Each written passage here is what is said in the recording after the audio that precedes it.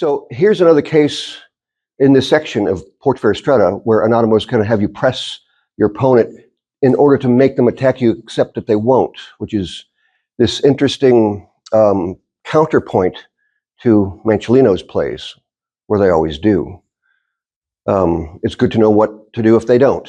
After you've pressed, the main message here is don't think that because you're closer now, you have a good chance of making a direct attack to them. It's not ever the case.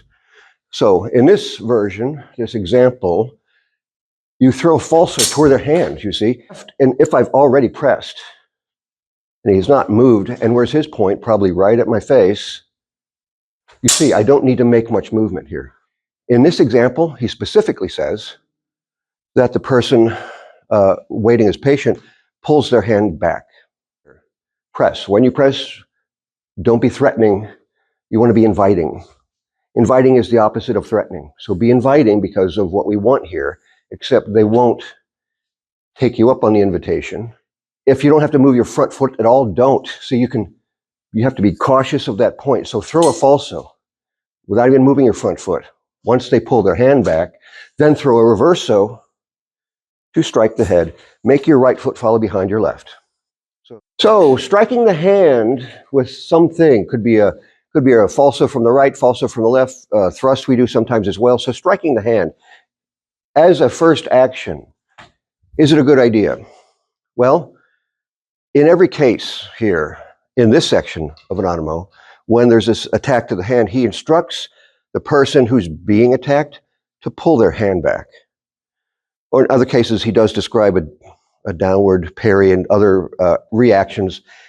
It's really never the case that we see the hand struck because it's too easy for the person to pull the hand back.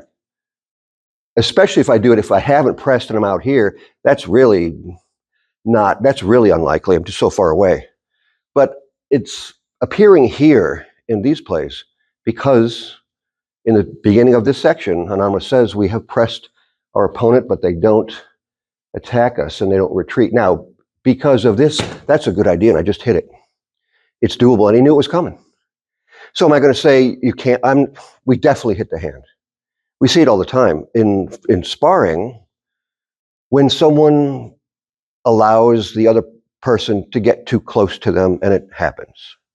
Keep that in mind. It's doable.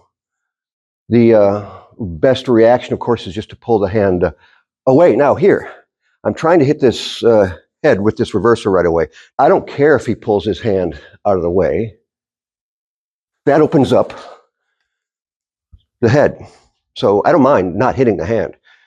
I threw for it. If I hit it, great, I'll still continue. If I didn't hit it, so what? I'll still continue. I don't care. Whether I hit it, that would have been fine. But I understand he can pull his hand back. So when you make the reverso, it shouldn't be so large of an action, because how does that benefit me? Because that's a small window of opportunity there that I'm trying to capitalize on. Now you'll see here, to respond to that, if I'm the one being pressed, and I'm keeping it, where should my eyes be? On the sword head of my opponent. I'm looking at that hand. Nope, I'm not going to let you hit my hand. So first of all, yes, pull your sword back whenever you see a hand attack. If they hit your hand, that's on you. You could have avoided it. We all know that. So now, and it's fine that I do that. That's fine because here, I parry it in guardia di testa and strike his face or his leg with a mandrito and settle back into Portaferre Stretta.